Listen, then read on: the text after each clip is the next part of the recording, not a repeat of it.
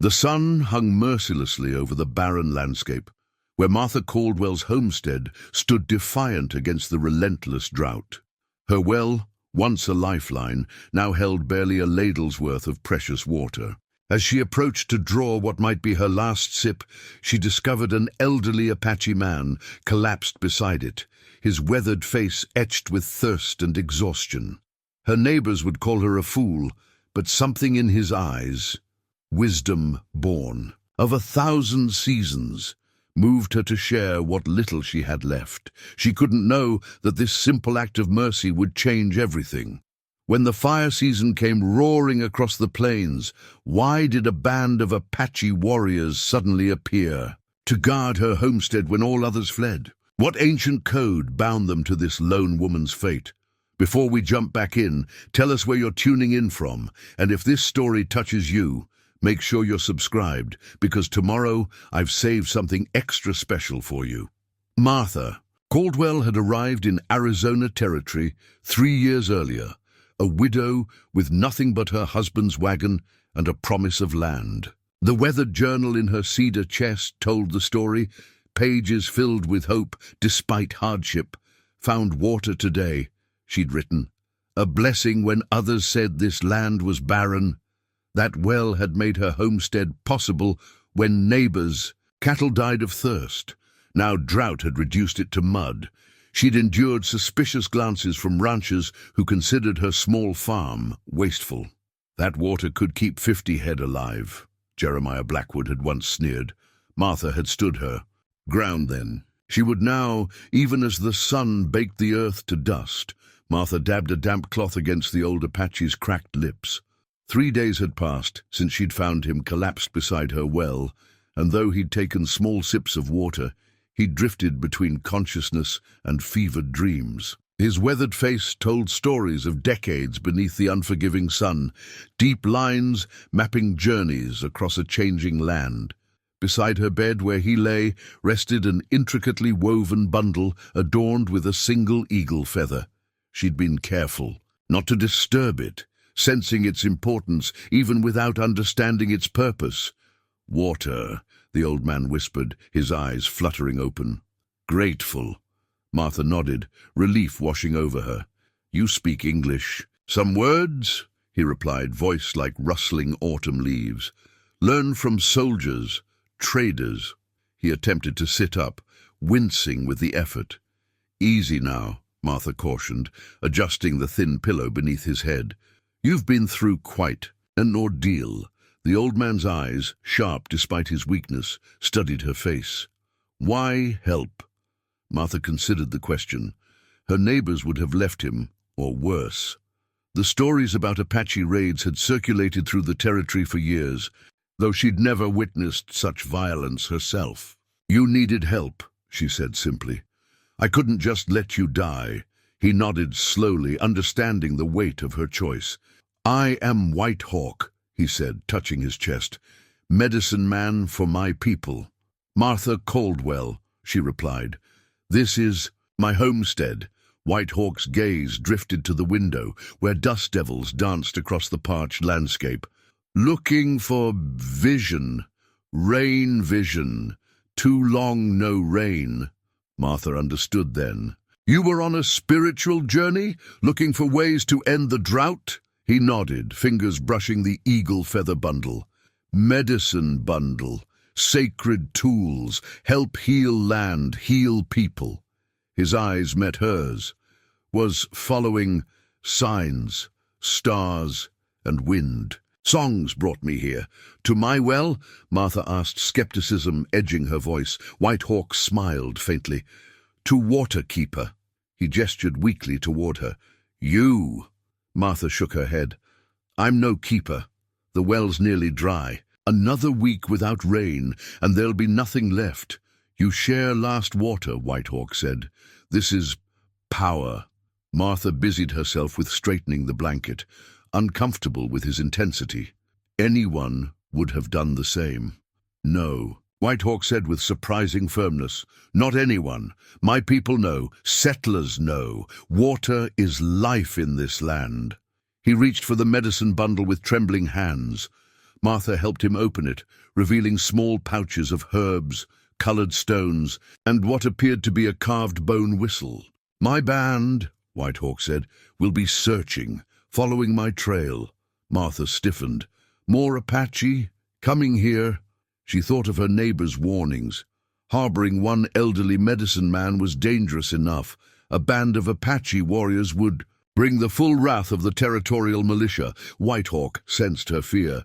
"My son, Running Wolf leads search. Honorable warrior, will be grateful you saved Elder." "Your son should take you back to your people," Martha said firmly, "once you're strong enough to travel."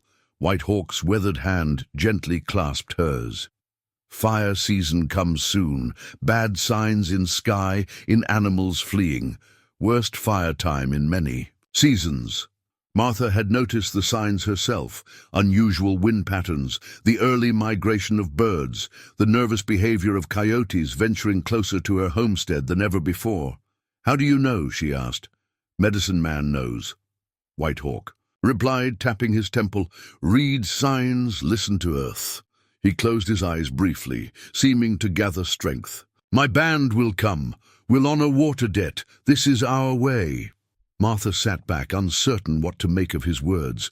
She knew only that she'd done what she felt was right. Consequences be damned. As evening approached, she prepared a thin broth from her dwindling stores, wondering what the coming days would bring, and whether she'd made a terrible mistake or found an unexpected ally in this unforgiving land. "Rest now," she told White Hawk, helping him sip the warm broth. "Tomorrow we'll talk more about this band of yours and what happens next." White Hawk nodded, his eyes already heavy with exhaustion. But before sleep claimed him, he whispered, "The well is not empty, Waterkeeper. You will see." The journey to town tested Martha's resolve. 5 miles of dust-choked trail stretched before her, each step a reminder of how precious water had become. She'd left White Hawk resting, promising to return with supplies and medicines. The old Apache had gained strength over the past days, able now to sit upright and take simple foods. As Martha's wagon creaked into Cottonwood Springs, she noticed the immediate shift in atmosphere. Conversations halted, gazes turned cold. "Mornin', Mrs. Caldwell," Tom Peterson called from the mercantile porch, his voice carrying an edge. "Heard you've got yourself some company out at your place." Martha tied her horse to the hitching post, keeping her expression neutral. "News travels fast. Jenkins' boy was hunting jackrabbits near your property line. Said he saw smoke signals." Tom crossed his arms. "Said he saw an Indian." Martha met his gaze directly. "An old man, half dead from thirst. Would you have me turn away a dying person, Tom?" Before he could answer, Jeremiah Blackwood emerged from the mercantile, his substantial frame blocking the doorway. The cattle baron owned the largest spread in the county, his boundary stones pressing ever closer to Martha's modest homestead. "Widow Caldwell," Blackwood boomed, "bold of you to show your face in town." He descended the steps, spurs jingling. Harboring hostiles is a hanging offense in some territories. Martha squared her shoulders. "He's one elderly medicine man, Mr. Blackwood. Hardly a war party."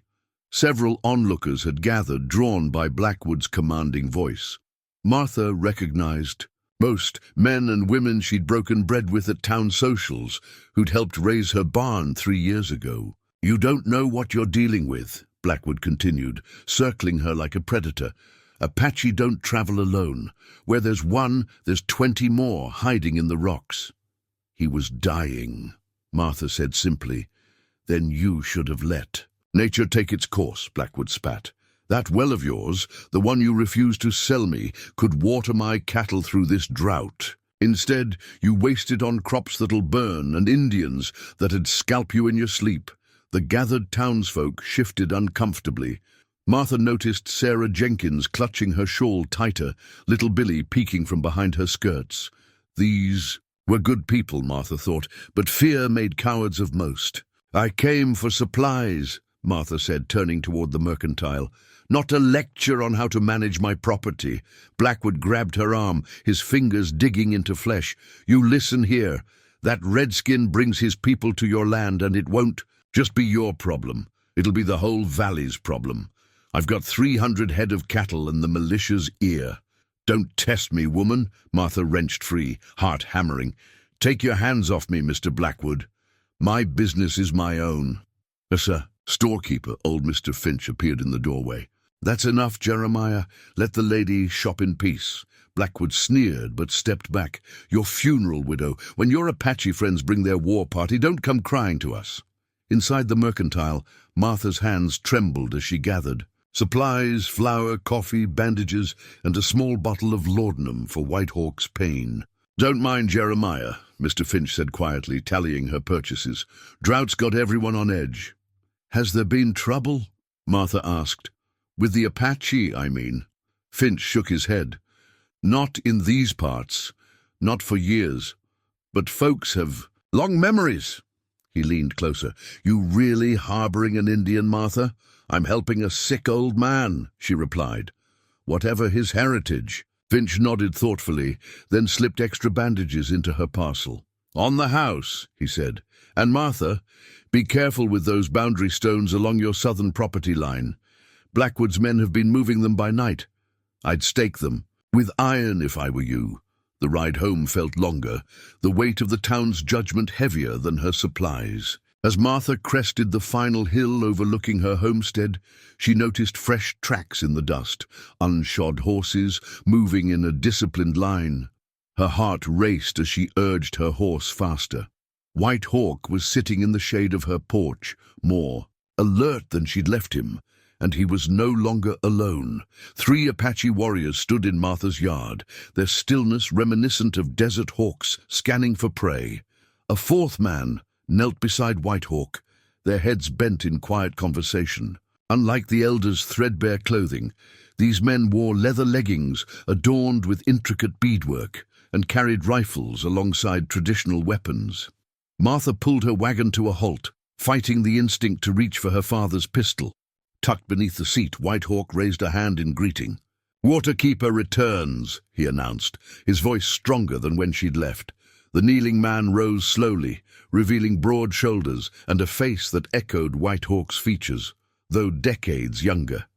A scar traced his jawline, and his eyes, sharp as obsidian, assessed Martha with undisguised wariness. This is my son, White Hawk said proudly. Running Wolf. Running Wolf approached her wagon, his movement fluid as a mountain cat.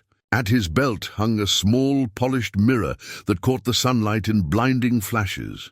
You saved my father, he said, his English clearer than White Hawk's but edged with an accent that gave each word weight.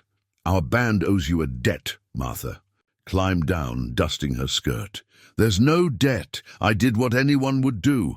Running Wolf's expression remained impassive. No, not anyone. He gestured toward the distant horizon. 3 ranchers turned him away. 1 set dogs on him. Martha glanced at White Hawk, noticing for the first time the healing bites at his ankles. Anger flared in her chest. I'm sorry for that, she said. Not everyone here fears differences. Fear is natural, Running Wolf replied. Cruelty is chosen. He tilted his head toward her well. My father says you shared your last water. Martha nodded uncomfortably. Your father was dying. Water is life, Running Wolf said. You gave life, so we protect life. He signaled to the other warriors, who melted away toward the perimeter of her property. We make camp nearby, not too close to frighten you, not too far to protect. Protect? Martha asked. From what? White Hawk gestured toward the cloudless sky. Fire comes. Bad season. Many signs. Running Wolf nodded grimly. We saw cattle moving north already. Birds leaving nests. Fire will come from the south where lightning strikes the dry grass. Martha felt a chill despite the heat. I appreciate the warning, but I can manage my homestead. Running Wolf studied her, then removed the signaling mirror from his belt. He offered it to her, handle first. For emergency, catch sun, flash 3 times. We will come. Martha hesitated before accepting the gift. Your father should recover fully within a week. There's no need for your whole band to stay. 12 warriors, Running Wolf clarified. Not whole band. Women, children, elders are safe in mountains. His expression softened slightly. We camp at Sacred Spring Canyon. Close enough. Martha recognized the name. A narrow canyon about a mile east, rumored to contain a hidden spring, though she'd never found it herself. There's water there? She asked, surprised. Running Wolf's mouth twitched. Some secrets the land keeps from newcomers. He gestured to the horizon. Tonight, we make rain ceremony. You are welcome. The invitation surprised her. I wouldn't want to intrude on your sacred practices. Whitehawk chuckled. Waterkeeper belongs at rain calling. As evening approached, Martha watched from her porch as the Apache warriors established their positions around her property. They moved with purpose, familiar with the terrain despite never having lived on it. Occasionally, she caught flashes from their signaling mirrors as they communicated across distances without sound. Running Wolf returned at dusk, his silhouette stark against the reddening sky. We found tracks of riders watching your home, he reported. 4 men, heavy horses. They circled your water twice before leaving. Martha's stomach tightened. Blackwood's men, Running Wolf nodded. They will return, but not tonight. He extended his hand. Rain ceremony begins with first stars. Will you come? Martha glanced at Whitehawk, who nodded encouragement. She thought of her neighbor's warnings, of Blackwood's threats. Then she looked at the cloudless sky and thought of her dying crops, her diminishing well. Yes, she decided, taking Running Wolf's outstretched hand. I'll come. Dawn broke, with Martha discovering 2 Apache women beside her garden, arranging a complex system of woven cloths suspended between poles. Their hands moved with practiced efficiency, the fabric billowing like sails in the morning breeze. Water. Yatches, explained a voice behind her. Running Wolf approached, carrying a bundle of slender branches. Morning dew gathers on cloth, runs to center, drips to plants. Martha studied the ingenious design. We could set these throughout the garden. Already planned, Running Wolf replied, a hint of amusement in his voice. My Aunt Stoneflower is master of water finding. She teaches. Martha nodded eagerly. I'd be grateful. Stoneflower, a woman perhaps a decade older than Martha, with silver streaking her dark braids, approached with measured steps. Her face, weathered by sun and time, remained serious as she demonstrated how to angle the cloths to maximize collection. Small water becomes big water, Stoneflower explained, her English halting but clear. Desert teaches patience. Throughout the morning, Martha worked alongside the Apache women, learning how slight adjustments to her planting methods could preserve precious moisture. They mixed clay with her soil to improve water retention and showed her how to create shadowed micro-environments where tender plants could thrive despite the punishing sun. Meanwhile, Whitehawk sat with Martha's journal open before him, fascinated by her drawings of local plants. Though still weak, his mind remained sharp. When Martha returned for midday rest, he beckoned her over. This plant, he said, tapping a sketch of a woody shrub Martha had catalogued. You know uses? Creosote bush, Martha replied. It survives. The driest seasons, Whitehawk nodded. Medicine plant, very powerful. Boil leaves for fever, make paste for wounds. He pointed to another drawing. This one, dangerous. Looks like good root, but causes sickness. Martha realized he was correcting her identification. I've been harvesting that for stew, she admitted, shocked. Small amount not kill, Whitehawk reassured her, but weakens blood over time. By afternoon, several warriors had joined Running Wolf in reinforcing Martha's storage shed with adobe bricks they'd taught her to make, combining her clay with desert grasses for strength. Fire cannot eat these walls, Running Wolf explained, patting the earthen mixture. Old knowledge, your wooden walls. He made a crackling gesture with his fingers. Gone quick in fire season. Martha wiped sweat from her brow. My husband built this place. I never thought to change it. Running Wolf's expression softened. Husband is gone? 3 years now. Fever took him just after we staked our claim. Running. Wolf nodded respectfully. You are strong to stay alone. Not much choice, Martha replied. This land is all I have. As they worked, Martha noticed how Running Wolf studied her farming techniques with the same curiosity she showed toward his people's methods. When she demonstrated her irrigation trenches, he suggested refinements based on ancient Pueblo designs. People farm for 1,000 years in this desert, he explained. Learn from those before us. Anasazi, Hohokam, they master water before disappearing. Why did they disappear? Martha asked. Running Wolf's face grew solemn. Great drought. Worse than this one. They not adapt fast enough. He looked pointedly at the darkening horizon. We must adapt faster. Late afternoon brought another lesson when Stoneflower showed Martha how to prepare desert plants for storage. Winter hunger, same as water thirst, she explained, demonstrating how to preserve cactus fruit that Martha had previously ignored. From the corner of her eye, Martha noticed movement at her property line. Blackwood's men watching from horseback, too distant to discern faces but close enough to track activity. Running Wolf had seen them too, his posture subtly shifting toward his rifle without reaching for it. They fear what they don't understand, Martha said quietly. Running Wolf's gaze remained fixed on the distant riders. They fear what they understand. Too well, that we belong to this land and they are still strangers to it. As the observers eventually rode away, White Hawk approached with a bundle of herbs. For your medicine chest, he offered. Knowledge exchange. You save me with your medicine, I give you ours. Martha accepted the precious gift, recognizing it for what it truly was. Not just herbs, but generations of survival wisdom being shared. Across a divide that most thought uncrossable. Thank you, she said simply, for all of this. White Hawk's eyes crinkled with a smile. Rain ceremony tonight will be stronger with new understanding between us. Two peoples. One, prayer for water.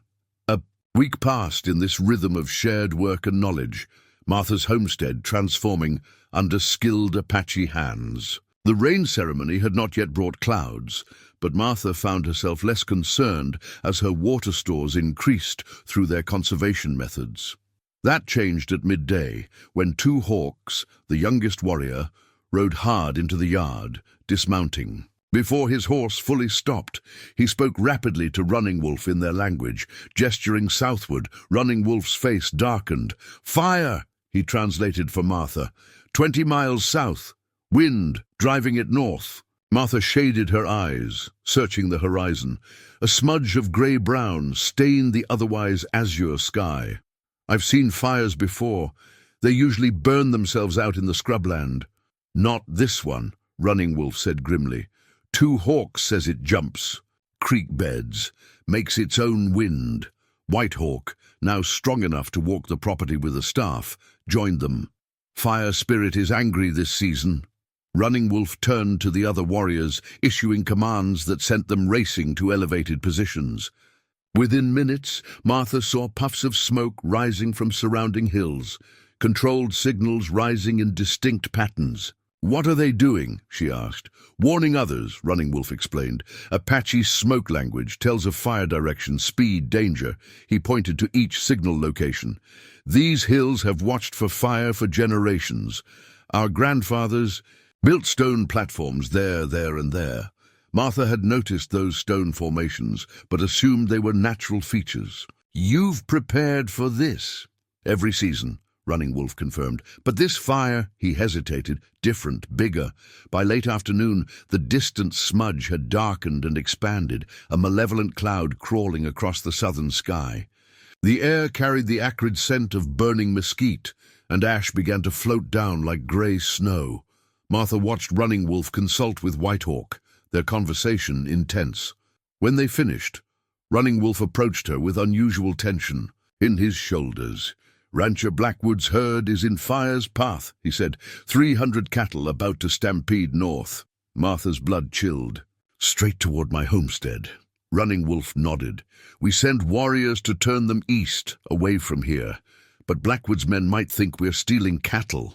Let me come, Martha decided. They know me. Running Wolf shook his head firmly.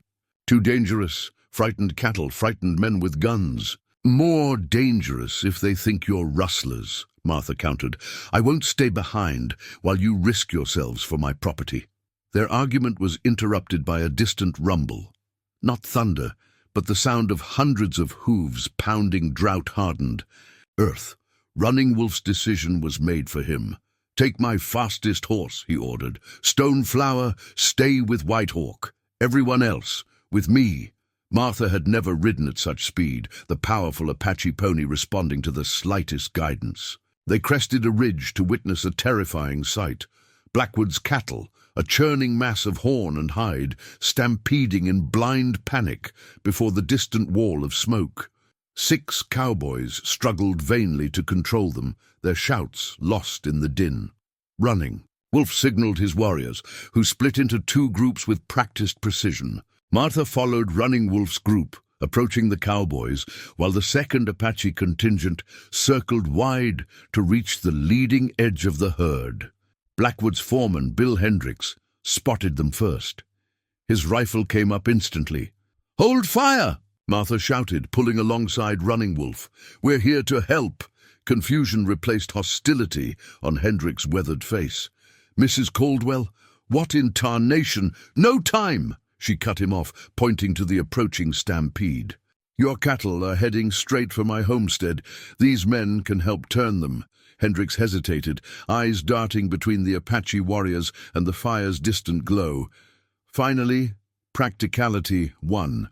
"What's your plan, then?" Running Wolf quickly outlined their strategy.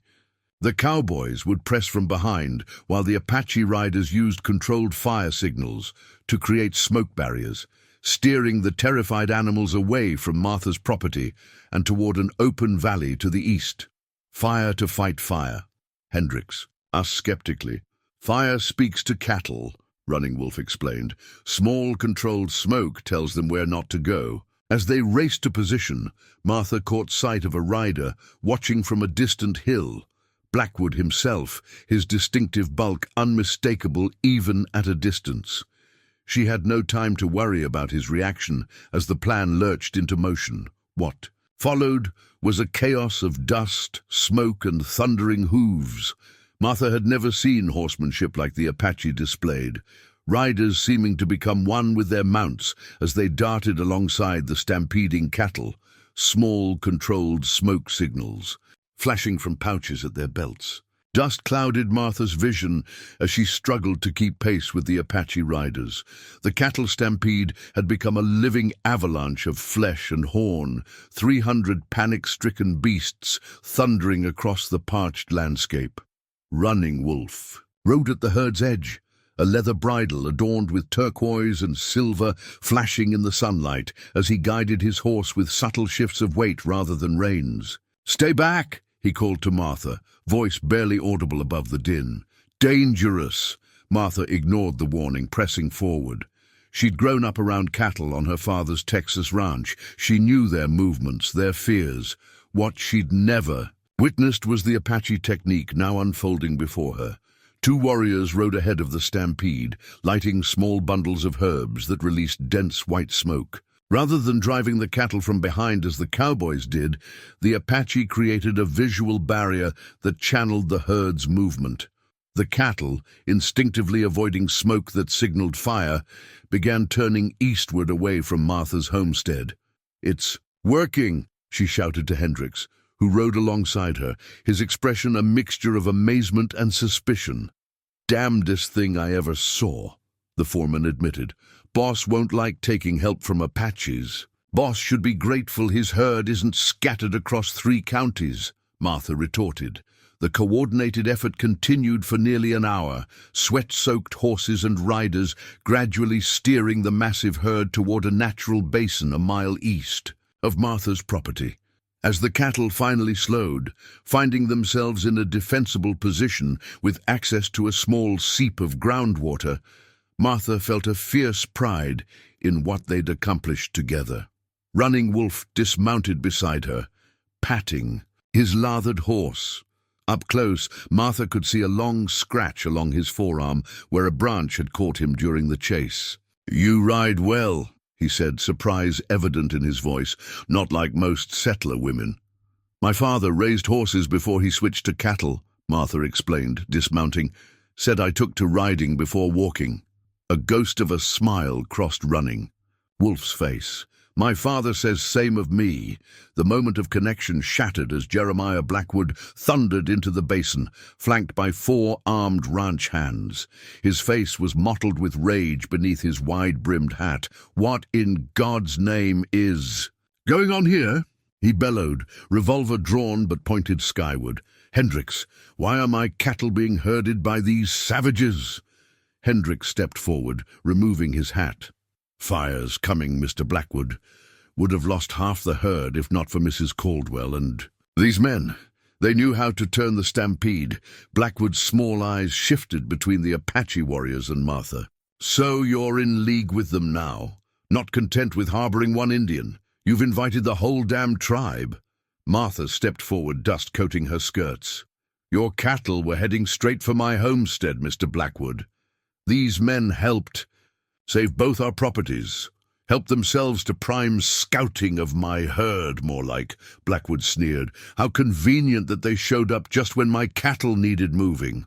Running Wolf stood silent, his posture relaxed despite the tension. Vibrating in the air, his warriors had positioned themselves casually but strategically around the basin. "Fire comes," he said simply, pointing south where the smoke cloud had visibly thickened. "No time for foolish talk." Blackwood's face darkened at being addressed directly. "You calling me a fool, boy?" "He's calling the fire dangerous," Martha interjected. "Which it is. You should thank these men for saving your herd instead of threatening them." "Thank them?" Blackwood spat on the ground. "When my father settled this valley, he did it over Apache bodies. They don't belong here anymore." A tense silence followed his words. Martha noticed how the warriors' expressions remained carefully neutral while their hands drifted closer to weapons. "The cattle are safe," Running Wolf finally said. "We go now." As the Apache prepared to depart, Blackwood called out, "This isn't over, Mrs. Caldwell. Siding with Indians against your own kind. Folks won't stand for it." Martha mounted her borrowed horse, looking down at the rancher. "My kind are people who help their neighbors, Mr. Blackwood. Maybe you should reconsider which side you're on before that fire reaches your ranch house." She rode alongside Running Wolf as they left the basin, conscious of Blackwood's glare burning into her back. Only when they were well away did Running Wolf speak. "Dangerous enemy," he observed quietly. Martha nodded, watching the smoke on the horizon. "But not as dangerous as what's coming." Running Wolf studied her face. "You spoke bravely. Few settlers would stand with Apache against their own." "I stood with people who helped me," Martha corrected him. "That's all." As they approached her homestead, Martha was startled to see White Hawk standing without his staff, watching their return. Something in his bearing had changed, a new strength evident in his posture. "The well," he announced as they dismounted. "It has water again." Martha stared into her well, disbelieving. Where mud had crusted the bottom just days before, clear water now pooled, reflecting the evening sky. Not abundant, but unmistakably there. "How is this possible?" she whispered. White Hawk stood beside her, his medicine bundle open in his hands. "Earth speaks, sometimes listens too." Martha looked from the well to the medicine man. "Are you saying your prayers did this?" White Hawk's weathered face crinkled with amusement. "Prayer helps, but underground rivers have own mind. Maybe your kindness made way for water to return." Running Wolf approached, still dusty from the cattle drive. "Water returns when most needed," he observed. "Good sign for tonight's ceremony." As darkness fell, Martha found herself drawn to the Apache camp, a respectful distance from her cabin. There, in a cleared circle surrounded by small fires, White Hawk directed preparations for the rain ceremony. At its center stood a beautifully crafted drum, its hide surface decorated with symbols in earth-toned pigments. Stone Flower approached. Martha offering a small clay cup of fragrant tea. "For clear heart," she explained. "Rain spirits see honest hearts best." Martha hesitated, balancing her Christian upbringing against her desperate need for rain. The fire's distant glow reminded her of the stakes. "I'm not sure my presence is appropriate," she admitted. "This is your sacred ritual." Stoneflower's eyes were kind but direct. "Rain falls on all people same. Apache, settler, all need water, all belong in circle." Whitehawk beckoned Martha forward as the band gathered. Running Wolf had changed into ceremonial garments, buckskin adorned with intricate beadwork and a single eagle feather tied into his hair. The transformation surprised Martha. In these clothes, he seemed both more formidable and somehow more vulnerable, his cultural identity on full display. "Waterkeeper joins our circle," Whitehawk announced, guiding Martha to a place directly across from his son. The sacred drum was passed to an elder whose hands, though gnarled with age, moved with hypnotic precision across its surface. The deep, resonant beats seemed to bypass Martha's ears and vibrate directly in her chest, calling to something older than conscious thought. Whitehawk began a song in his native tongue, his voice stronger than Martha had yet heard it. The other, Apache, joined, creating harmonies that mirrored the rhythm of falling rain. Martha stood silent, transfixed by the beauty and otherworldliness of the moment. Running Wolf approached her, holding a small gourd rattle. "You hold rain voice," he said quietly, demonstrating a gentle shaking motion. "When drum speaks, rain voice answers." Martha accepted the instrument, its seeds whispering like distant rainfall when moved. Around the circle, others held similar rattles, feathers, or small bells, each contributing to the building soundscape of the ceremony. Whitehawk moved to the center, raising his medicine bundle toward the stars. The singing intensified, and Martha found herself shaking the rattle in perfect time with the drum without conscious effort, her body responding to rhythms that seemed to rise from the earth itself. Running Wolf's voice carried a prayer in English, meant for her understanding. "Skyfather, Earth Mother, hear your children's need. Bring clouds from distant mountains. Let rain wash clean what fire threatens. Honor the sharing of last water, the saving of a life, the circle now complete between our peoples." Martha was startled to hear her act of kindness woven into their sacred prayers. A lump formed in her throat as she realized how deeply they valued what had seemed to her a simple human obligation. The ceremony continued for hours, the intensity building and receding like waves. Martha lost track of time, swept into the communal experience. When Whitehawk finally signaled its conclusion, she felt both exhausted and strangely renewed. As they walked back toward her cabin in the starlight, Running Wolf spoke quietly beside her. "You danced well for first time." Martha blinked in surprise. "I danced. I don't remember dancing." Running Wolf's eyes reflected the distant firelight. "Spirit dances when mind is still. Good sign." Above them, the crystal-clear desert sky remained stubbornly cloudless, stars wheeling in cold brilliance. Martha couldn't help a pang of disappointment. "The rain didn't come," she observed. Running Wolf paused, looking toward the southern horizon where the fire's glow painted the darkness. "Rain has many voices, many paths. Ceremony opens door. Rain chooses when to enter." As if in answer to his words, a cool breeze suddenly stirred, unusual for a summer night in the desert. Martha felt it against her skin, carrying the faintest hint of moisture. "What is that?" she asked, turning toward its source. Running Wolf lifted his face to the wind, eyes closing in concentration. The breeze carried a scent Martha hadn't encountered in months, the unmistakable perfume of distant rainfall. "First messenger," Running Wolf said, a rare smile transforming his features. "Rain is listening." 3 days passed with the fire drawing steadily closer, its advance slowed by changing winds, but not halted. Whitehawk's strength continued to improve, but he developed a rattling cough that concerned Martha. The smoke-stained air aggravated his lungs, and her herbal remedies provided only temporary relief. "I need to go to town," she told Running Wolf as they reinforced her barn with adobe. "The apothecary has medicines that might help your father." Running Wolf straightened, wiping clay from his hands. "Dangerous. Blackwood spreads poison words about you." "All the more reason to show my face," Martha replied firmly. "I won't be driven into hiding." After reluctant agreement from Running Wolf, Martha prepared for the journey. She changed into her best dress, faded but clean, and pinned her hair neatly beneath her bonnet. As she hitched her horse to the wagon, she hesitated, then returned to her cabin for her father's pistol. The weight of it in her pocket was both reassuring and troubling. The journey to Cottonwood Springs was unnervingly quiet. Smoke veiled the sun, casting an amber pall over the landscape. Martha passed 2 families heading in the opposite direction, wagons loaded with possessions, evacuating before the fire's advance. As she entered town, the usual bustle was subdued. Several businesses had closed their shutters, owners already fled. Those who remained moved with nervous energy, casting frequent glances at the southern horizon.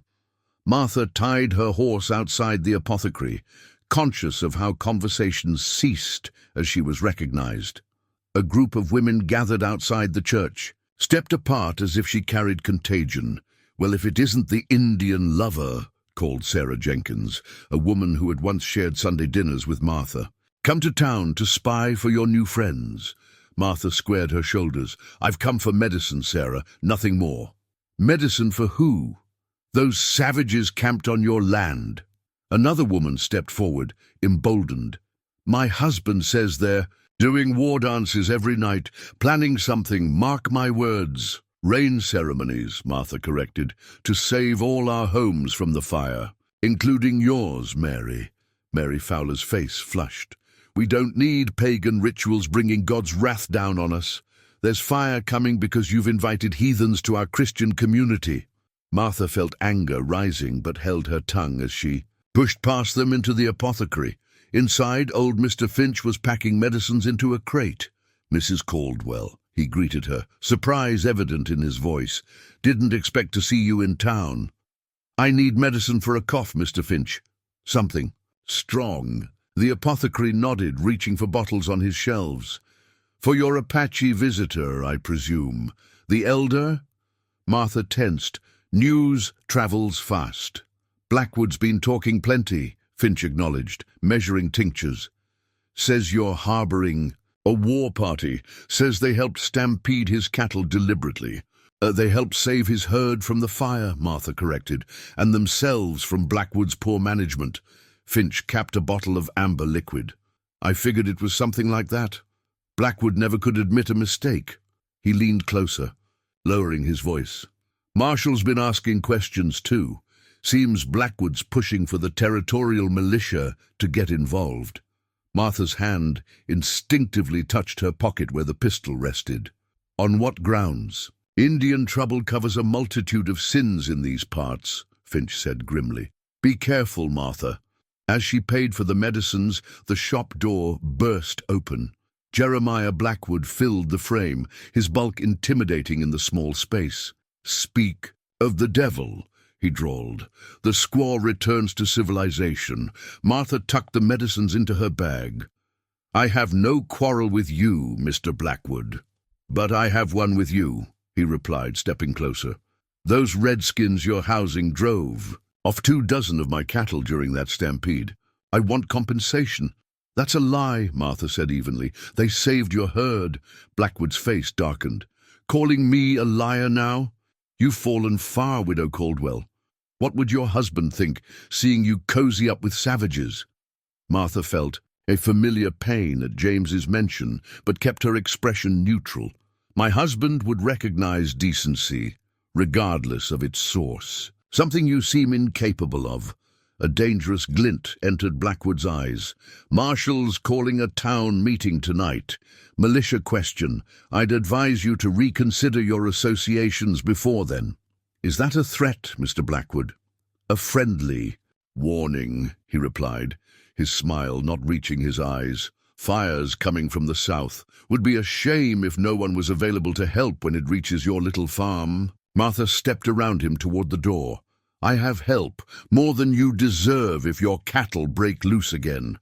Outside, she found the street had filled with onlookers, eager for the confrontation. Faces that had once been friendly now watched with suspicion or outright hostility. Only a few showed sympathy, and those carefully concealed. As Martha untied her horse, she felt rather than saw someone approach from behind. She turned to find Sarah Jenkins' young son Billy holding out a small package. "Ma said to give you this," he whispered. "It's for coughing." Before Martha could thank him, the boy disappeared into the crowd. The small act of kindness in the midst of such hostility nearly broke her composure. She climbed onto her wagon, the weight of her father's pistol suddenly heavier in her pocket.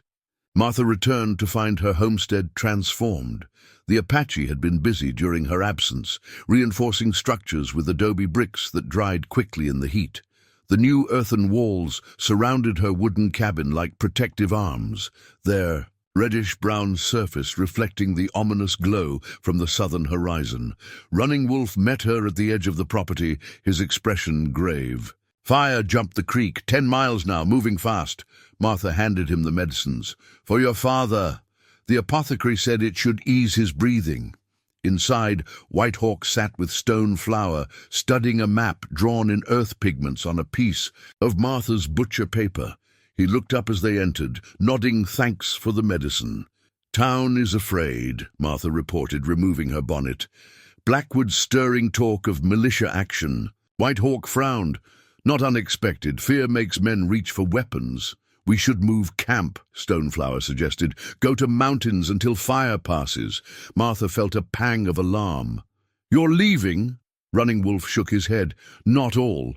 Some will stay to help defend your home." "I can't ask that of you," Martha protested. "The fire is everyone's enemy. You should protect yourselves." White Hawk's gaze was steady. "Water debt not yet repaid. We stay." Throughout the evening, Martha watched the Apache preparations with growing admiration. 2 warriors dug a deep trench around the property's perimeter, while others cleared all vegetation within 20 feet of structures. Stoneflower organized. Women in soaking blankets and rugs that could be used to smother embers.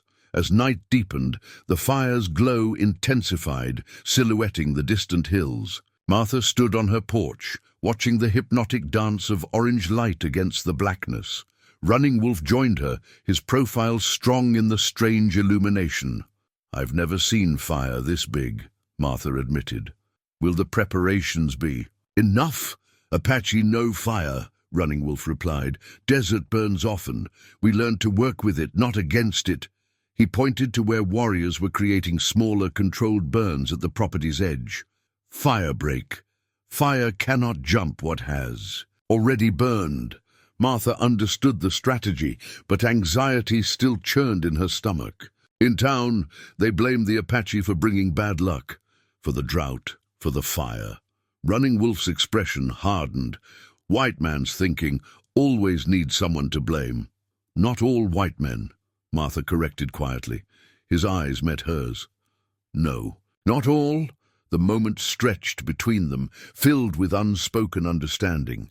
Martha found herself studying the strong lines of his face, the quiet intelligence in his eyes. "Why did you stay?" she asked suddenly. "Your father is well enough to travel now. You could have gone to safety in the mountains." Running Wolf looked out at the approaching inferno. "At first, for water debt. Now," he hesitated, "for something else." Before Martha could respond, a sentry's call drew their attention. A rider approached at speed. Hendricks, Blackwood's foreman, his horse lathered with exertion. "Mrs. Caldwell," he called, dismounting hurriedly. "Militia's been called up. Blackwood's got them riled, claiming your Apache friends started the fire deliberately." Martha's blood ran cold. "That's absurd." "Truth don't matter much when men are scared," Hendricks replied, accepting a dipper of water from Stoneflower with a nod of thanks. "They're gathering at Blackwood's ranch tonight, planning to ride out at first light." Running Wolf's posture had shifted to alert readiness. How many men? 15, maybe 20, Hendricks estimated. Some just townfolk with rifles, but some are ex-army. They mean business. Why are you warning us? Martha asked, studying the foreman's weathered face. Hendricks removed his hat, turning it in his hands. Ain't right what Blackwood's doing. Them Indians saved our herd. Besides, he gestured toward the fire, bigger problems right now than old hatreds. As if emphasizing his point, a strong gust of wind brought a shower of ash and sparks raining down around them. A corner of Martha's haystack caught fire, and Apache warriors moved instantly to extinguish it. Fires moving faster than expected, Running Wolf observed grimly. Wind shifting. White Hawk emerged from the cabin, his face illuminated by the distant blaze. Double danger comes. Fire from south, men's hatred from north. Martha looked between her unlikely allies, the Apache who had become friends, and the cowboy who had chosen decency over loyalty to his employer. We need to prepare for both, she decided. Hendricks, will you stay and help? The foreman nodded, extending his hand to Running Wolf in a gesture that bridged worlds. Tell me where you need me. As the men conferred, Martha climbed to the roof of her cabin with a water bucket, watching orange flames devour the horizon. The approaching fire was terrifying, but somehow less frightening than the hatred brewing in town. Fire, at least, held no malice. It simply followed its nature. Dawn would bring militia riders with guns and vengeance in their hearts. But first, they would face the night of fire. Dawn broke with an unnatural copper light filtering through smoke-filled skies. Martha had slept fitfully, waking at every sound as the night passed without militia attack. The fire had advanced to within 7 miles, close enough that occasional burning debris carried on thermal winds landed on her property, each spark a potential disaster. White Hawk's medicine had eased his cough, allowing him to join the council gathered around Martha's kitchen table.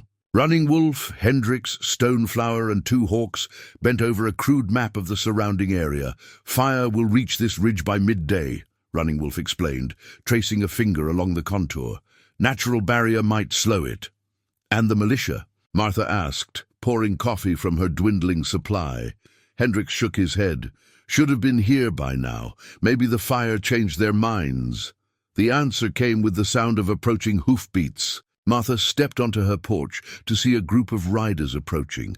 Not the expected militia force, but Blackwood himself, with 6 ranch hands. They reined in at the edge of her property, just beyond the newly constructed firebreak.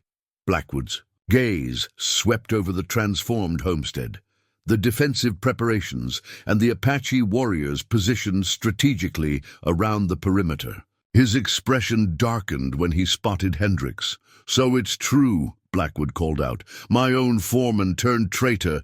Hendricks stepped forward, stance defiant. "No traitor, Mr. Blackwood. Just a man who knows right from wrong." Blackwood spat into the dust. "Right and wrong. These savages have you bewitched too." His attention shifted to Martha. "Last chance, Widow Caldwell. Send these Indians packing and we'll protect your property when the fire comes." Martha felt Running Wolf's presence behind her, solid as stone. "They've done more to protect my home than you ever would, Mr. Blackwood. Where's this militia I've heard so much about?" A flicker of something, frustration perhaps, crossed Blackwood's face. "Delayed. Fire's got the eastern road cut off. They'll be here." Martha recognized the lie. "The militia isn't coming, is it? They've got more sense than to chase imaginary enemies when real fire threatens their homes." Blackwood's facade cracked slightly. "Those who could be spared are coming. Others are protecting the town." A fence post at the property's edge, weakened by the controlled burn, suddenly toppled with a crack. The sound made everyone tense, hands moving to weapons. The moment balanced on a knife's edge.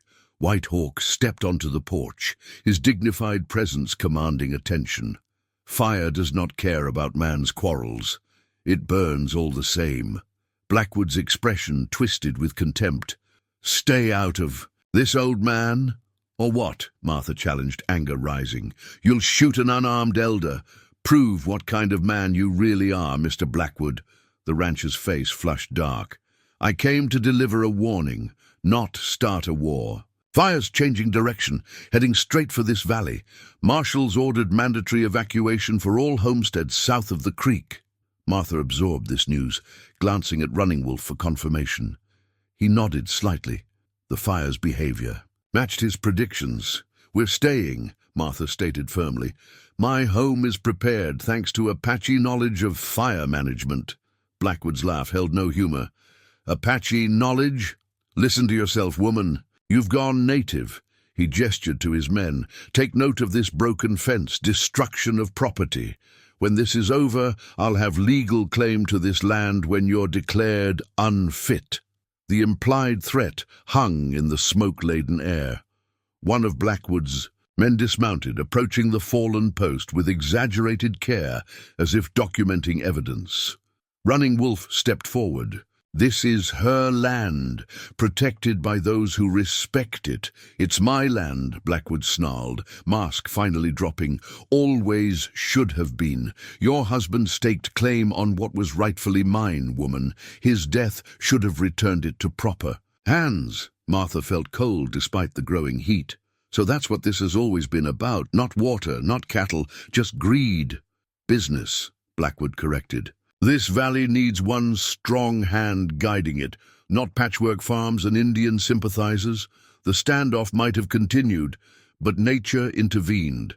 A massive crack echoed across the valley as a lightning strike hit the distant ridge, immediately, setting the drought-stressed vegetation ablaze. A new firefront sprang to life, closer than the main blaze. Blackwood's men shifted nervously. "Boss, we should head back," one called. "That's too close for comfort." Blackwood's eyes never left Martha's. "This isn't over. When the fire passes, we'll see who's still standing." He wheeled his horse around. "Let's go, boys. Leave the fools to their fate." As the riders departed, Hendricks exhaled slowly. "He'll be back, with or without militia." Martha watched the new firefront with growing concern. "We have more immediate problems." Running Wolf nodded grimly. "Fire has changed. Coming faster now." The broken fence post lay in the dust between them, symbol of a boundary crossed and a threat delivered. But as the sky darkened with approaching smoke, such human conflicts seemed suddenly small against nature's overwhelming power. Night descended like a smothering blanket, the darkness broken only by the fire's distant glow and the small, controlled flames the Apache maintained around the homestead's perimeter. Martha, exhausted from a day of preparations, had just retired to her cabin when a distinctive thud jolted her fully awake. Approaching the door cautiously, she found an arrow embedded in the wood, not shot with force to penetrate, but placed as a message. Tied to its shaft was a strip of leather marked with charcoal symbols. She brought it to Running Wolf, who studied it with narrowed eyes. "Warning from our scouts," he translated. "Men approaching from North Ridge, using fire as cover." Hendricks spat into the dust. Blackwood figured he might try something underhanded.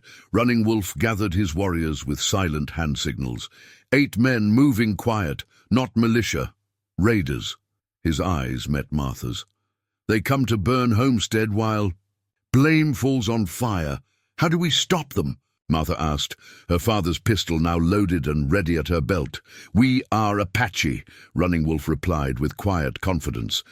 "Night is our friend."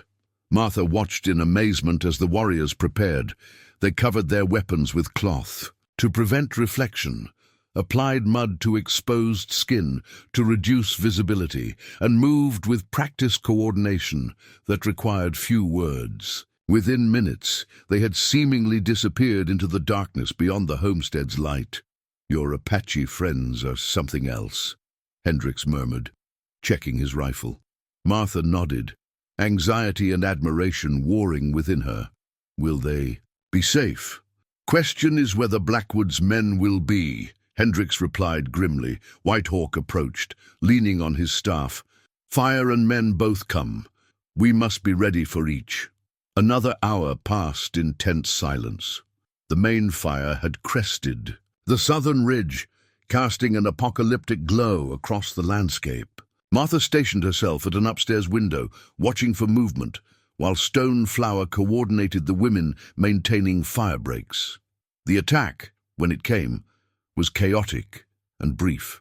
Riders emerged from the smoke-shrouded northern approach, firearms already discharging. Martha counted 6 men, faces concealed by bandanas, clearly intending their identities to remain hidden. "They're trying to reach the barn," Hendricks shouted, returning fire from behind an adobe wall. Martha understood the strategy. Burn the barn, let the main fire consume the house, claim Apache raiders were responsible. She steadied her pistol on the windowsill, forcing herself to breathe evenly, as her father had taught her. Before she could fire, shadows materialized behind the attackers. Running Wolf and his warriors, positioned perfectly in ambush, launched a coordinated counterattack. 2 riders fell immediately, thrown from startled horses. Another cried out as an arrow struck his shoulder. The remaining attackers, realizing their plan had failed, attempted to regroup. Martha recognized Blackwood's distinctive bulk among them, his voice carrying as he shouted orders. "Burn it all! Don't leave anything standing!" A flaming torch arced through the air toward Martha's cabin. Without hesitation, she fired the bullet, shattering the torch into harmless embers that scattered in the wind. The sound of her shot seemed to startle Blackwood, who looked up directly at her window. Their eyes met across the distance, his filled with rage, hers with determined defiance.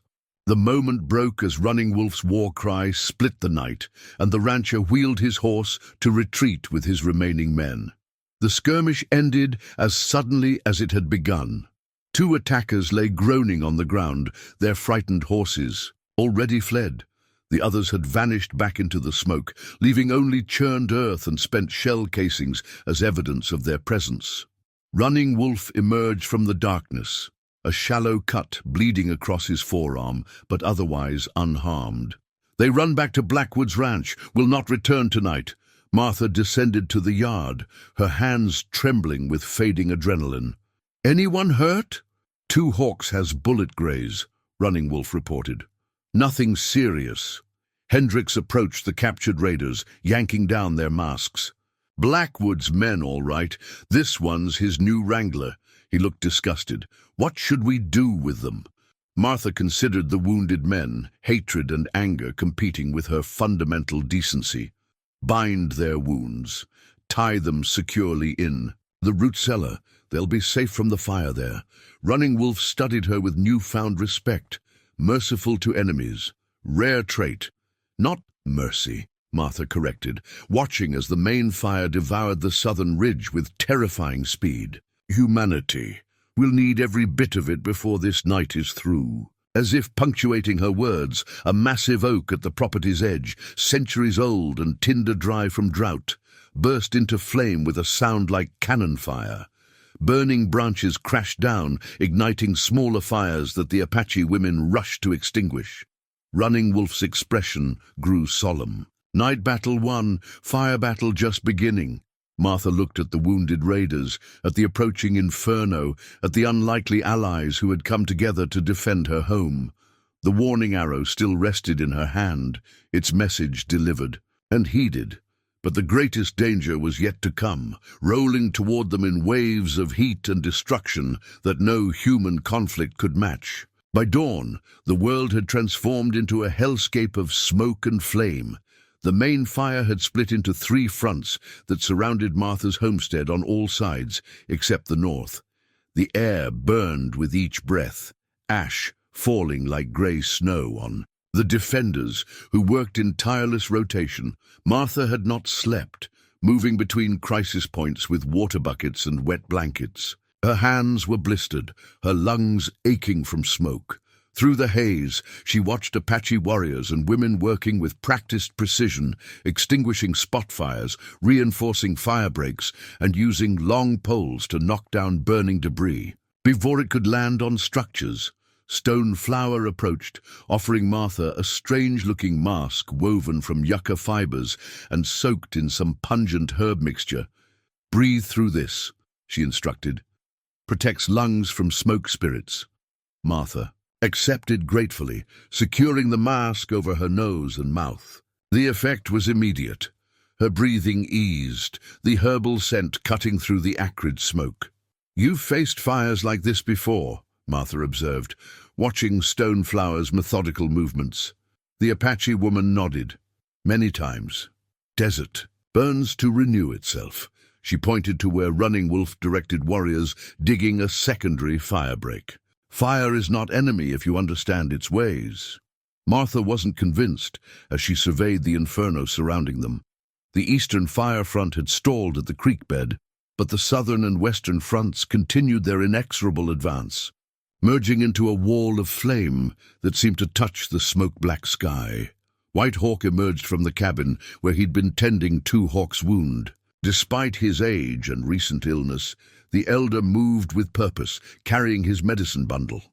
"Fire spirit listens if we speak properly," he told Martha, his voice raspy but determined. "I will sing the turning song." Before Martha could respond, Hendricks called from the western perimeter. "Fire jumped the first break, coming fast." Martha and Stoneflower rushed to help.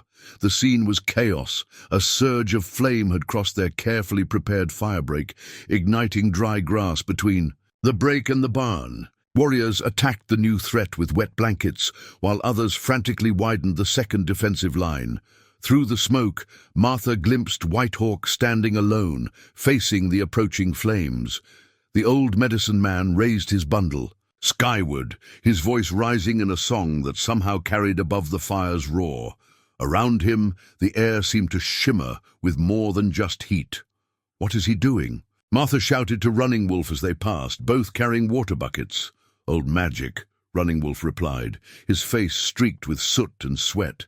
"Fire turning." Martha had no time to question further, as embers rained down on the cabin roof. She climbed the ladder, Stoneflower held steady, dumping water on smoldering patches. From this height, the full scope of their predicament became clear. Fire surrounded them on three sides, with only a narrow corridor to the north still passable. "We should consider evacuation," she called down to Running Wolf, "before our escape." "Route closes," he shook his head firmly. "Homestead will hold, trust our ways." As if in answer to his confidence, the wind suddenly shifted. The western flames, which had been advancing rapidly toward the barn, bent sideways, then back upon themselves. White Hawk's song reached a crescendo, his frail body somehow unbowed by the smoke and heat. The wind changed. Martha whispered in disbelief. Stoneflower smiled behind her own mask. "Wind spirit listens to old songs." The reprieve was temporary, but crucial. With the western front temporarily stalled, the defenders concentrated on reinforcing the southern perimeter where the greatest threat remained. As Martha worked alongside the Apache women, passing water buckets in a human chain, she found herself joining their rhythmic work songs, the unfamiliar words somehow right in her mouth. By midday, exhaustion had settled into Martha's bones. The temperature had risen to unbearable levels, heat radiating from the ground itself. Through breaks in the smoke, she could see that the fire had devastated the valley beyond her property. Blackwood's southern pastures were entirely consumed, and distant homesteads appeared as islands in a sea of blackened earth. Running Wolf appeared at her side, offering a water dipper. "Drink," he insisted. "No heroes in fire time." As she drank, he surveyed their defenses with critical eyes. "Holding for now, but fire will test us again before day ends." Martha nodded, too tired for words. Running Wolf's presence beside her had become a comfort, his quiet strength and unwavering focus a counterpoint to her own determination. A shout from the northern perimeter interrupted their moment. Hendricks was pointing toward the road where a wagon approached at dangerous speed through the smoke. "Neighbors coming," Running Wolf observed, shading his eyes. Martha recognized the Jenkins family wagon, piled with belongings. Sarah Jenkins driving with desperate determination while her husband held their terrified children. "They're fleeing the fire," Martha realized, "heading for town." Running Wolf tensed beside her. "Fire has cut Eastern Road. They cannot pass that way." Martha's heart sank as she understood. The Jenkins family was driving into danger unaware that their escape route had been severed by the eastern fire front. Their only hope now lay through Martha's property, the narrow corridor that remained passable to the north. "We have to help them," she said, already moving toward the approaching wagon. Behind her, Whitehawk lowered his medicine bundle, his song complete. The wind held its new direction, but the medicine man's eyes were troubled as he gazed beyond the Jenkins wagon to where new smoke rose from the northern hills, the last direction that had remained clear. The Jenkins family's arrival brought chaos to the relative order of Martha's defensive efforts. Sarah Jenkins, face streaked with tears and soot, clutched her youngest child while her husband Frank struggled with their terrified horses. "The Wilson place is gone," Sarah cried as Martha helped her down. "We watched it burn, the Mastersons too." Martha steadied the frightened woman. "You're safe now. Catch your breath." Sarah's eyes widened as she registered the Apache presence. "Martha, what? They're friends," Martha said firmly. "They're the reason my homestead still stands." Frank Jenkins approached, carrying their son Billy. "Fires jumped the eastern road," he reported grimly. "Town's cut off. We were heading north to the high country." Running Wolf joined them, his expression grave. "North route closing too. New fire starting there?" Martha's heart sank. The corridor of safety was narrowing by the hour. "We need to rest the horses," Frank insisted, "just for a bit." As the Jenkins family settled in the relative safety of the adobe-reinforced cabin, a young Apache warrior rode hard into the yard. He spoke rapidly to Running Wolf, whose face darkened with each word. "What is it?" Martha asked, dread pooling in her stomach. "Peterson homestead," Running Wolf translated. 5 miles east. Fire has them trapped. 2 adults, 3 children." Martha knew the family, decent people who had always treated her fairly. "Can they be reached?" Running Wolf conferred with his scout, gestures indicating the fire's position. "Difficult, dangerous. Fire surrounds them on 3 sides. Their well has collapsed." "We have to try," Martha insisted. Running Wolf studied her, then nodded once. "I will lead warriors, small group, fast horses." "I'm coming with you," Martha stated, her tone brooking no argument. Running Wolf started to object, then seemed to reconsider. "Your choice, but dangerous journey." Stoneflower approached with water-soaked blankets, explaining their purpose. "Cover completely when riding through flame. Breathe through wet cloth only." Within minutes, a rescue party assembled. Running Wolf, Martha, and 3 warriors, including 2 hawks, his shoulder wound now a badge of honor. Hendricks volunteered to join them. "Who will defend the homestead?" Martha asked, suddenly uncertain. White. Hawk stepped forward, standing straighter than she had yet seen him. "I still have strength for this. Stoneflower knows fireways. We will hold until your return." Frank Jenkins, overhearing, approached tentatively. "I'll help too. Least I can." "Do." Martha mounted the Apache pony assigned to her, wrapping the damp blanket around her shoulders. Running Wolf rode alongside, passing her a small knife in a beaded sheath. "For cutting free if necessary," he explained, his eyes meeting hers with unspoken meaning. The journey through the fire-ravaged landscape was a descent into hell itself. They rode single file, following game trails that wound between flame fronts. Twice they were forced to dismount and lead the horses through particularly dangerous passages where the ground itself smoldered. The heat was beyond anything Martha had experienced, a physical presence that pushed against them with malevolent force. Through gaps in the smoke, she glimpsed scenes of primal destruction, ancient oak trees transformed into pillars of fire, wildlife fleeing in desperate panic, the blackened remains of a homestead she couldn't identify. "There," Running Wolf finally called, pointing toward a small rise where the Peterson cabin stood, improbably intact amid a sea of flame. They approached to find Tom Peterson and his oldest son desperately fighting spot fires with dwindling water. His wife huddled on the porch with their two youngest children, all three suffering from smoke inhalation. Tom raised his rifle when he spotted the Apache riders, then lowered it in confusion when he recognized Martha. "Mrs. Caldwell." "What in God's name?" "No time," Martha cut him off, dismounting. "Fire's closing in. We've come to help you out." Tom's suspicion of the Apache warriors was overcome by the desperation of their situation. Within minutes, they had organized an evacuation. The youngest Peterson child riding with Martha, the middle child with Hendricks, Mrs. Peterson with two hawks. Tom and his eldest would ride their own horses. "Our route back may be cut off," Running Wolf warned as they prepared to depart. "Must move fast, stay close." Their fears proved justified. The return journey was a gauntlet of shifting fire fronts and collapsing terrain. At one critical juncture, they found their path entirely blocked by fallen burning trees. "We must go around," Running Wolf decided. 2 miles north, then circle back.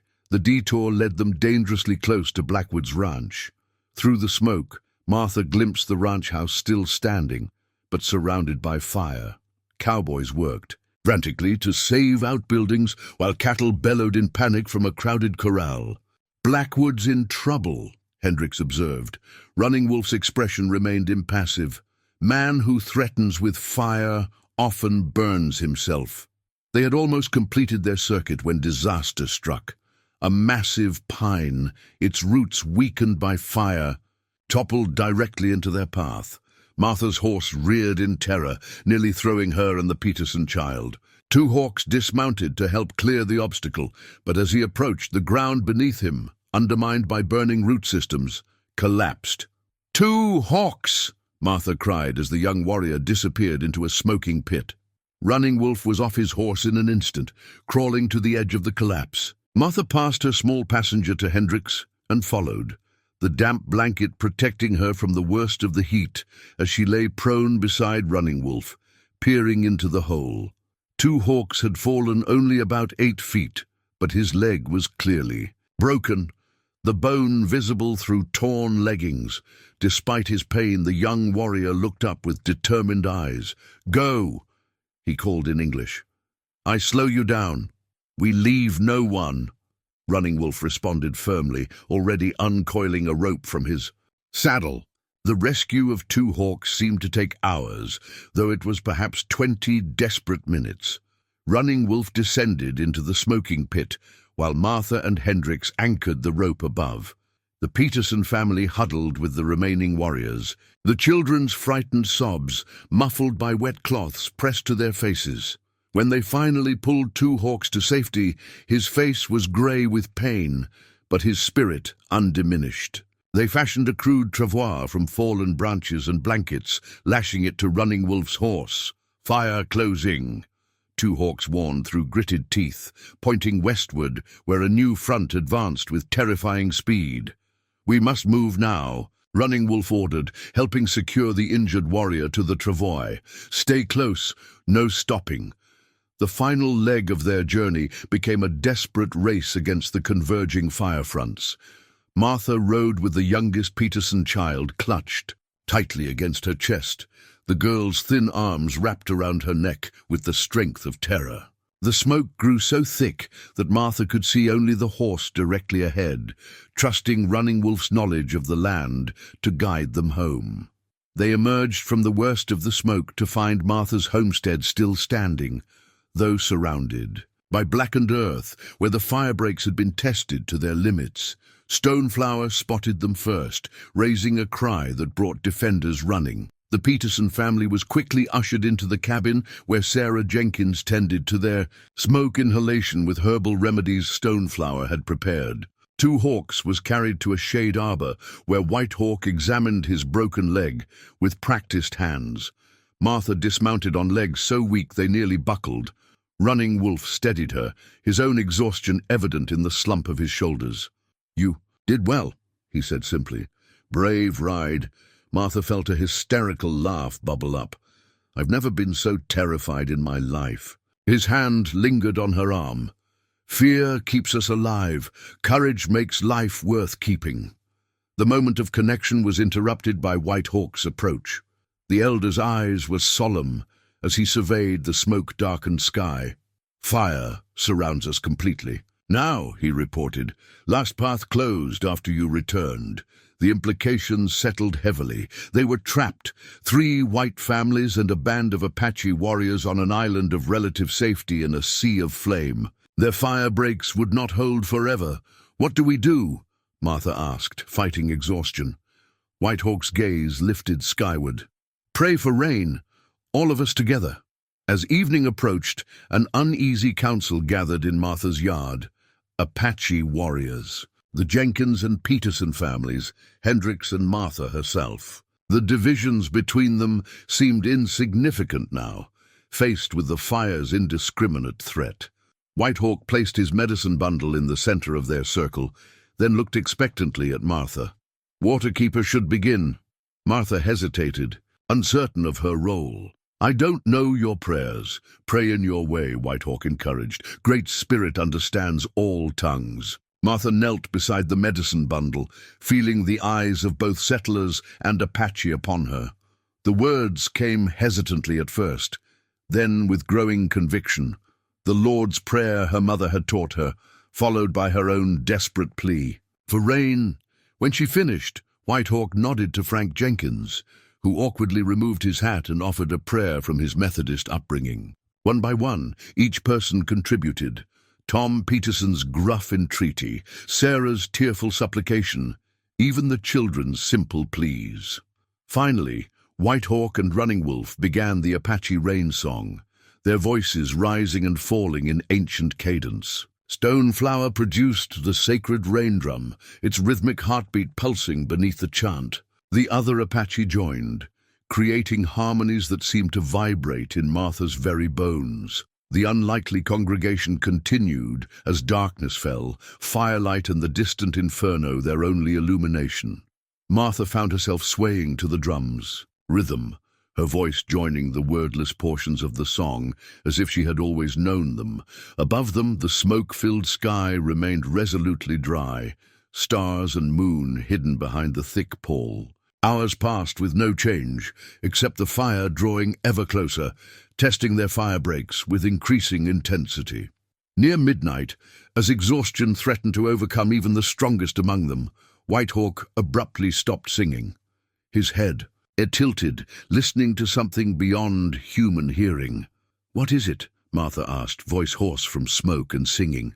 The elder raised one weathered hand for silence. In the hush that followed, Martha heard it too.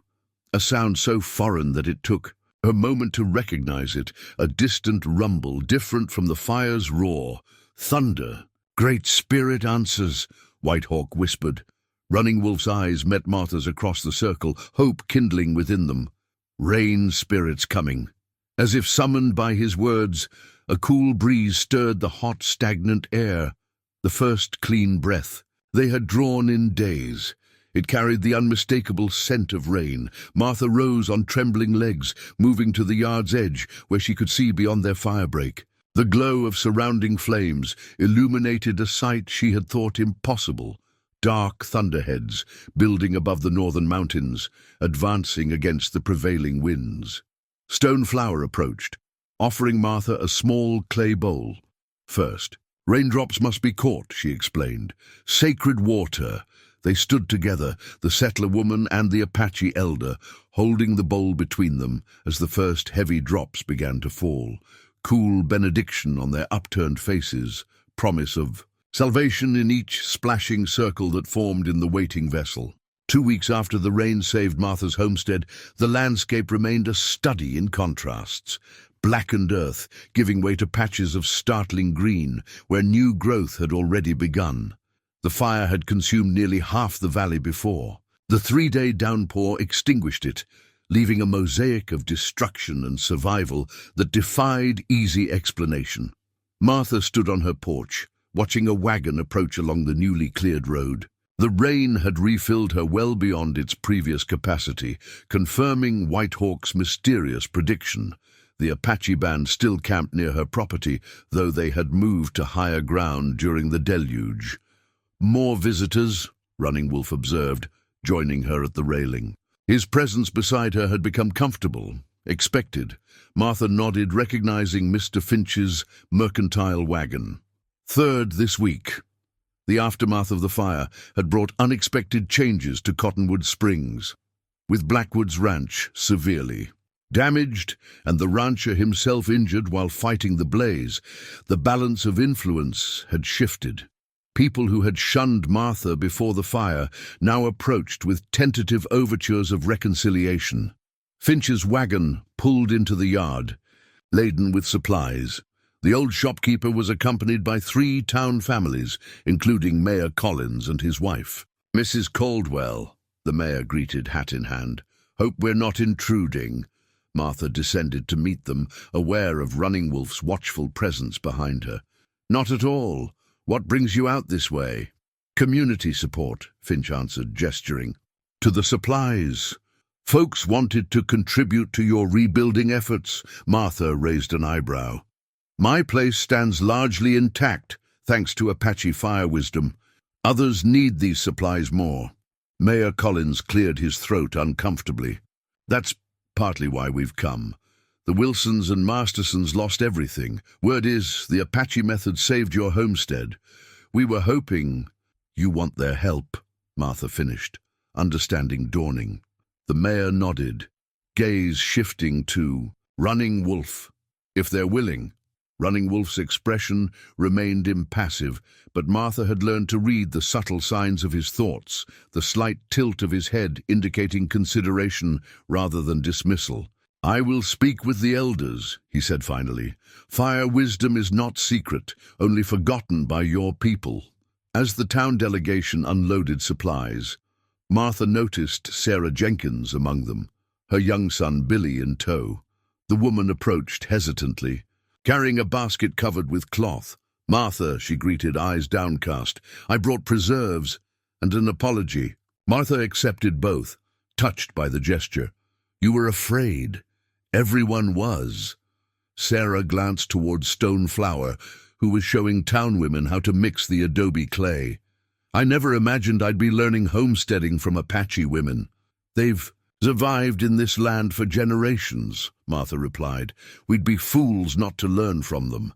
By midday, Martha's yard had transformed into an impromptu community gathering. Whitehawk sat with Mayor Collins and the town's elders, sketching fire-resistant building techniques in the dirt. Children who had once been warned away from savages now watched wide-eyed as Two Hawks, his splintered leg propped carefully, demonstrated how to make a signaling mirror. Martha found herself standing before a long table assembled from planks and sawhorses, where women from town and the Apache band arranged a communal meal. The sight of Stone Flower teaching Mary Fowler how to prepare prickly pear fruit brought unexpected tears to Martha's eyes. "Never thought I'd see this day," Hendricks commented, joining her. The foreman had found new employment with the Peterson family after refusing to return to Blackwood's service. "Will it last?" Martha wondered. "Hard to say," Hendricks admitted. "Fear and old habits run deep, but shared survival changes folks." Their conversation was interrupted by a commotion at the property's edge. Jeremiah Blackwood had arrived, his right arm in a sling, his face still bearing burn marks from his narrow escape. Unlike the others, he came alone, his normally imposing figure somehow diminished. The yard fell silent as he approached Martha, hostility and wariness radiating from both settlers and Apache alike. "Mrs. Caldwell," he greeted stiffly. "I see you've become quite the community center." Martha regarded him coolly. "What do you want, Mr. Blackwood?" The rancher's gaze swept across the unlikely gathering before returning to her. "Lost half my herd and most of my outbuildings. Ranch house only stands because the rain came when it did." "I'm sorry for your losses," Martha offered, genuine despite their history. Blackwood nodded curtly. "Came to say the charges have been dropped. Your Apache friends won't be blamed for the fire." He hesitated, visibly struggling, and to acknowledge that without their methods, nothing would be standing in this valley. The admission clearly cost him, each word extracted painfully from his pride. Martha recognized it for the olive branch it was. Not friendship, but perhaps the beginning of a workable peace. "Thank you for that," she said simply. White Hawk had approached silently, standing at Martha's side. To her surprise, Blackwood acknowledged the elder with a stiff nod. "Your people know fire," the rancher conceded grudgingly. "Might be some things worth learning there." White Hawk's weathered face remained serious, but his eyes held a glimmer of satisfaction.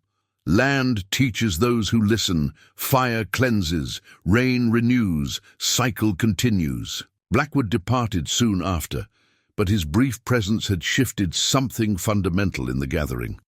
Martha watched as conversations resumed, now including tentative discussions of cooperation between ranchers, farmers, and the Apache band.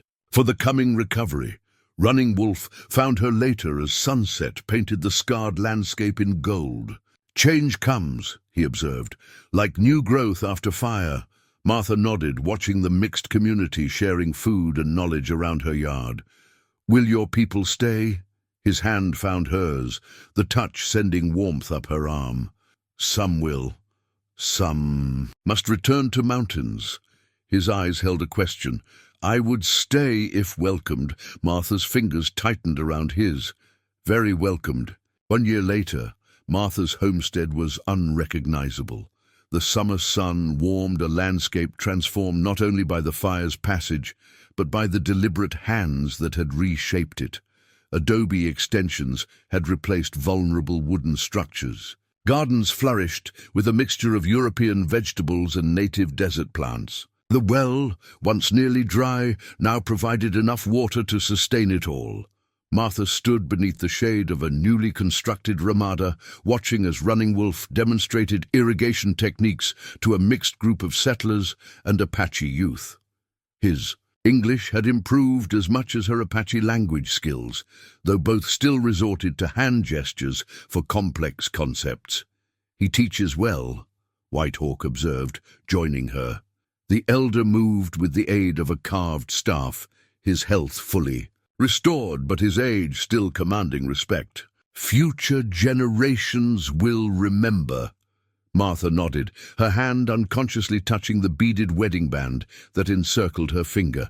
The ceremony 6 months ago had blended Apache traditions with a Christian blessing offered by the circuit preacher, unprecedented. Controversial but ultimately accepted by both communities. "Hard to believe how much has changed," she mused. White Hawk's eyes crinkled with amusement. "Change is life's only constant. Those who resist break like dry branches in storm." Not everyone had embraced the new cooperation. Several families had left the valley, uncomfortable with the growing Apache presence. Blackwood remained coldly civil, honoring the peace but keeping his distance. Yet for many others, necessity had overcome prejudice as they rebuilt with combined knowledge. The sound of approaching horses drew their attention. Stoneflower arrived with a hunting party, game suspended from their saddles. Behind them rode Tom Peterson and his eldest son, their own hunt successful. Joint hunting parties, White Hawk noted with satisfaction. Sharing trails, sharing meat. "Good sign," Martha agreed, though she knew challenges remained. The territorial government still viewed permanent Apache settlements with suspicion. Twice in the past year, officials had visited, asking pointed questions about the Indian situation. Each time, the town council, led by Mayor Collins, had defended the arrangement. "Martha!" Sarah Jenkins called, approaching with a small bundle in her arms. "The cradle board is finished." Martha accepted the gift with emotion tightening her throat. The cradle board represented months of collaboration. The wooden frame crafted by Frank Jenkins, the leatherwork by Two Hawks, and the beadwork painstakingly completed by Sarah and Stoneflower together. Its design blended Apache tradition with settler practicality. "It's beautiful," Martha whispered, fingers tracing the intricate patterns that told stories of both cultures. Sarah's eyes dropped to Martha's gently rounded abdomen. "Not much longer now. First child born to both worlds in this valley." The significance wasn't lost on Martha. Her pregnancy, announced 3 months earlier, had been met with reactions ranging from celebration to consternation. Running Wolf had been both overjoyed and sobered by the responsibility it represented. "The child will have two rich heritages," Whitehawk said, blessing the cradle board with a sprinkling of sacred herbs, "two strengths to draw upon." As evening approached, families gathered for the now traditional communal meal that marked the fire anniversary. Tables arranged in a great circle accommodated both cultures' customs. Children darted between them, some fair-haired, some dark, all conversing in a fluid mixture of English and Apache phrases. Running Wolf joined Martha as she surveyed the gathering, his hand finding the small of her back in a gesture of quiet. "Intimacy, good water year," he observed, "wells full across the valley." "Thanks to the rain ceremonies and the new conservation methods," Martha agreed. They walked together toward the well that had started everything, the place where Martha had found a dying elder and made a choice that altered the course of many lives. The stone circle had been enlarged and decorated with symbols meaningful to both cultures. From its depths came the sound of abundant water. "I keep thinking about that last ladle," Martha mused. "If I'd kept it for myself." Running Wolf's expression grew thoughtful. "Water finds its path, so do people. Great Spirit guided your hand that day." Whitehawk joined them, his medicine bundle open in his hands. "Circle complete," he announced with satisfaction. "Water debt repaid many times over." Martha shook her head. "There was never truly a debt." "Perhaps not," the elder agreed. "But there was purpose. The last water in your well saved one life and changed many.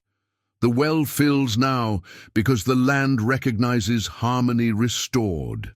As the setting sun painted the western sky in shades of gold and crimson, families from both cultures gathered around the well. Children dropped flower petals into its depths, while elders offered prayers of thanksgiving in two languages that somehow formed a single voice. Martha stood within the circle, Running Wolf's arm around her shoulders, their child growing beneath her heart. The wind carried the scent of sage and healing earth, of new growth emerging from fire-scarred ground. Where once had been division, a new community took root, as resilient and determined as the desert plants that bloomed after flame. Whitehawk raised his hands in blessing over the gathering. "Fire season comes and goes," he intoned, "but what we build together will last beyond our time." Martha's hand found Running Wolf's, their fingers intertwining like their shared future. Above them, clouds gathered on the horizon, not threatening, but promising. Rain would come again, as it always did, to a valley that had finally learned to receive it with united gratitude.